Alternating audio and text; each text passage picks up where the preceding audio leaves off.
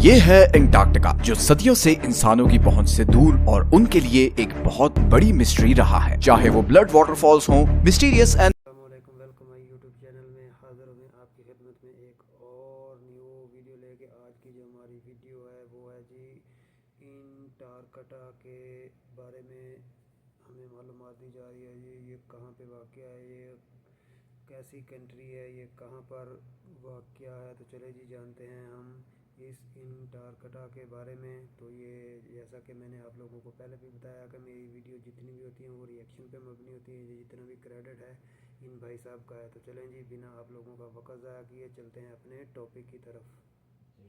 ये है एंटार्क्टिका, जो सदियों से इंसानों की पहुंच से दूर और उनके लिए एक बहुत बड़ी मिस्ट्री रहा है। चाहे वो ब्लड वाटरफॉल्स हों, मिस्टीरियस एनिमल्स हों, अंडरग्राउंड लेक्स हों या बर्फ के नीचे दबे हुए शहर हों, एंटार्क्टिका के बारे में कई ऐसी मिथ्स और मिस्ट्रीज हैं जिनका आज भी सुराग नहीं लगाया जा सका। एंटार्क्टिका दुनिया का वो अकेला कॉन्टिनेंट है जहाँ कोई इंसान नहीं रहता, क्योंकि यहाँ पर टेम्परेचर -90 डिग्री सेल्सियस तक चला जाता है। इसके साथ साथ यहाँ पर 300 किलोमीटर/आवर की स्पीड से बर्फ के तूफान भी आते हैं। इसी तरह एंटार्क्टिका दुनिया का सबसे ड्राई कॉन्टिनेंट भी है। इतना ड्राई कि आपको शायद ये जानकर हैरत होगी कि इसे डेजर्ट भी कहा जाता है, क्योंकि यहाँ पर सिर्फ 51 मिलीमीटर बारिश होती है। इस सब के बावजूद पिछले कई 100 साल से बहुत से कंट्रीज एंटार्क्टिका का कंट्रोल लेने की कोशिश कर रहे हैं। एंटार्क्टिका का ये मैप देखें। इस हिस्से को फ्रांस क्लेम करता है, इस पार्ट को नॉर्वे क्लेम करता है, ऑस्ट्रेलिया इस सारी राइट साइड को क्लेम करता है। इसी तरह ब्रिटेन, चिली, अर्जेंटीना और न्यूजीलैंड भी एंटार्क्टिका के कुछ हिस्सों को क्लेम करते हैं। लेकिन आखिर इसकी वजह क्या है? बर्फ की इस तह के नीचे आखिर ऐसा क्या है कि दुनिया की सुपर पावर्स इसका कंट्रोल लेना चाहती हैं? आज हम सॉल्व करने जा रहे हैं एंटार्क्टिका की कुछ मिस्ट्रीज, और साथ ही में हम इसकी भी खोज लगाएंगे कि एंटार्क्टिका को असल में डिस्कवर किसने किया था। और आखिर में हम ये भी देखेंगे कि इस बर्फ के नीचे आखिर ऐसे क्या राज छुपे हैं जिन्हें दुनिया की सुपर पावर्स जानती हैं और इसीलिए वो एंटार्क्टिका का कंट्रोल लेना चाहती हैं।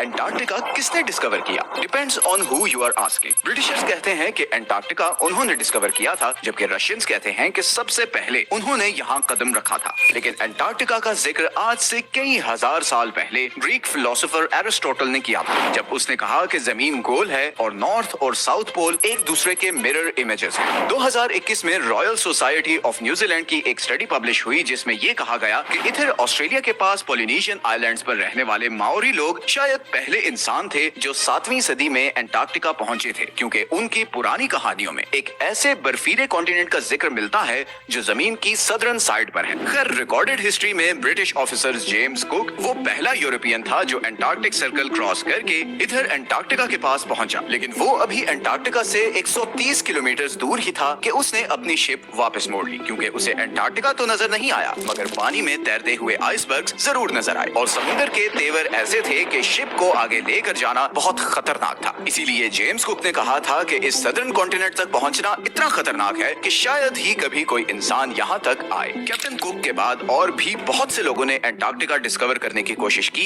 मगर वो कामयाब नहीं हो सके। फिर 19वीं सदी के आते ही इकोनॉमिक डोमिनेंस के लिए कंट्रीज के बीच एक कंपटीशन शुरू हो गया। दुनिया अब एक न्यू वर्ल्ड ऑर्डर की तरफ बढ़ रही थी। रिसोर्सेज और नए ट्रेड रूट्स डिस्कवर हो रहे थे, इंडस्ट्रीज लग रही थी। हर कंट्री आने वाली नई सदी में सुपर पावर बनना चाहता था, और इसीलिए एक्सप्लोरेशंस उरूज पर थी। ऐसे में 1819 में रशियन एम्पायर ने रशियन एक्सप्लोरर फेबियन वॉन बेलिंग्सहाउसन को ये टास्क दिया कि वो पूरी दुनिया के गिर्द चक्कर लगाए और नई कंट्रीज और कॉन्टिनेंट्स डिस्कवर करे। 1820 में फेबियन ने कैप्टन कुक की प्रेडिक्शन गलत साबित की और यहाँ सदर्न ओशन में पहुंचकर एंटार्क्टिका को बहुत करीब से देखा। गो कि उसने एंटार्क्टिका पर कदम नहीं रखा था, मगर उसे मॉडर्न हिस्ट्री का वो पहला इंसान कहा जाता है जिसने एंटार्क्टिका को देखा था। फिर 1900 से 1920s के बीच बहुत से एक्सप्लोरर्स ने एंटार्क्टिका का रुख किया। British explorer Robert Falcon Scott 1911 में अपनी टीम के साथ एंटार्क्टिका पर उतरा और तकरीबन 400 माइल्स तक आगे गया, मगर फिर खराब मौसम और भूख की वजह से उसे वापस पलटना पड़ा। लेकिन वापसी का ये सफर बहुत ही भयानक साबित हुआ। स्कॉट और उसकी टीम सख्त सर्दी और बर्फानी तूफान में फंस गए और इन सब की मौत हो गई। फिर वर्ल्ड वॉर 1 के बाद बहुत सी कंट्रीज ने यहाँ अपनी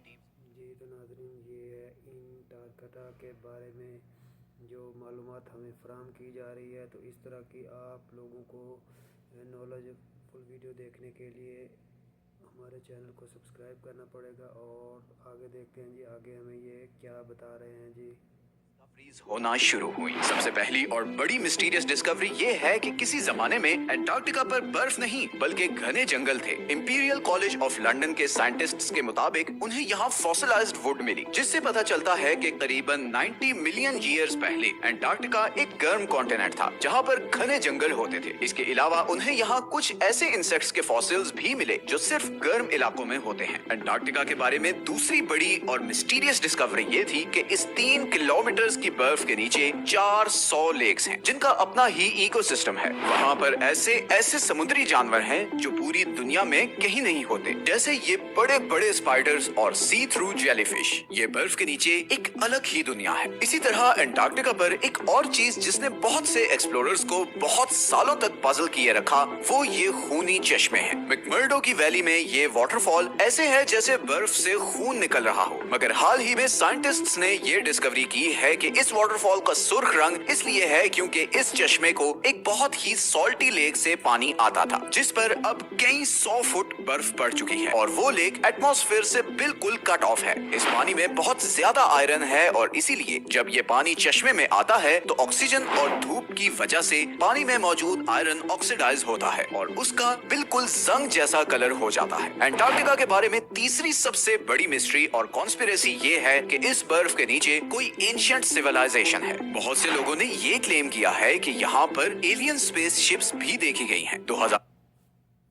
2016 में गूगल अर्थ पर एंटार्क्टिका में बहुत सी अनयूजुअल एक्टिविटीज रिकॉर्ड की गई हैं। कॉन्स्पिरेसी थ्योरिस्ट्स जहां इन्हें एलियन यूएफओज कहते रहे, वहीं बहुत से पॉलिटिकल एक्सपर्ट्स के नजदीक ये अमेरिका और दूसरे कंट्रीज के सीक्रेट एयर ऑपरेशंस हैं जो वो एंटार्क्टिका में कर रहे हैं। और यहीं पर आता है एंटार्क्टिका का वो हिडन पॉलिटिकल फ्रंट जिससे बहुत कम लोग अवेयर हैं। जहां बाकी पूरी दुनिया दूसरे जियोपॉलिटिकल इश्यूज में उलझी हुई है, वहीं अमेरिका, चाइना और सोवियत यूनियन अग्रेसिवली एंटार्क्टिका पर एक्सपेडिशंस भेज रहे हैं। इनफैक्ट चाइना ने तो वहां अपने मल्टीपल रिसर्च स्टेशन सेटअप किए हैं। 1959 की एंटार्क्टिक ट्रीटी के मुताबिक कोई भी कंट्री एंटार्क्टिका में साइंटिफिक इन्वेस्टिगेशंस कर सकता है, बस उसे इन स्टडीज का रिजल्ट सब कंट्रीज के साथ शेयर करना होंगे। 1992 में यूएस जियोलॉजिकल डिपार्टमेंट के सर्वे में ये डिस्कवरी सामने आई कि एंटार्क्टिका में 500 बिलियन बैरल्स के नेचुरल गैस और ऑयल के रिजर्व्स हैं, लेकिन चाइना और ये दूसरे कंट्रीज इस ऑयल और गैस के लिए एंटार्क्टिका में इंटरेस्टेड नहीं है। बल्कि हाल ही में एंटार्क्टिका में बहुत ही बड़ी क्वांटिटी में नियोडिमियम, प्रेसियोडिमियम, टर्बियम और डिस्प्रोसियम जैसे रेयर अर्थ मिनरल्स के रिजर्व्स डिस्कवर हुए हैं। ये वो मिनरल्स हैं जो सारी इलेक्ट्रॉनिक डिवाइसेस में यूज होते हैं और क्योंकि दुनिया का फोकस अब ऑयल और गैस से हटकर इलेक्ट्रॉनिक डिवाइसेस को पावर करने वाले एनर्जी रिसोर्सेज की तरफ जा रहा है, तो इन मिनरल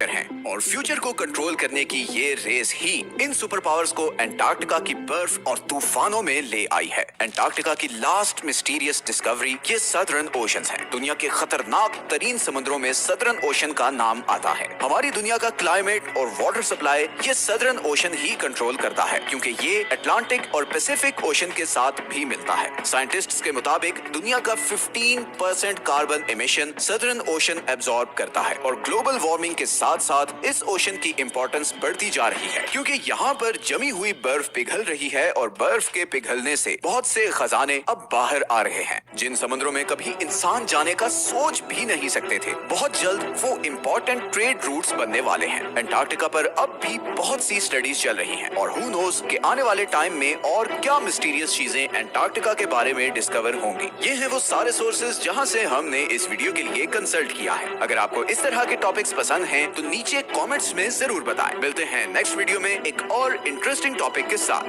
अपना जी तो गाइस, ये थी आज की हमारी वीडियो। आई होप कि आप लोगों को वीडियो अच्छी लगी होगी। अगर वीडियो अच्छी लगी है तो चैनल को सब्सक्राइब कर लें। तो मिलते हैं किसी इसी तरह के नेक्स्ट टॉपिक में। अपनी दुआओं में याद रखें। जहाँ भी रहें खुश रहें। अल्लाह हाफिज़।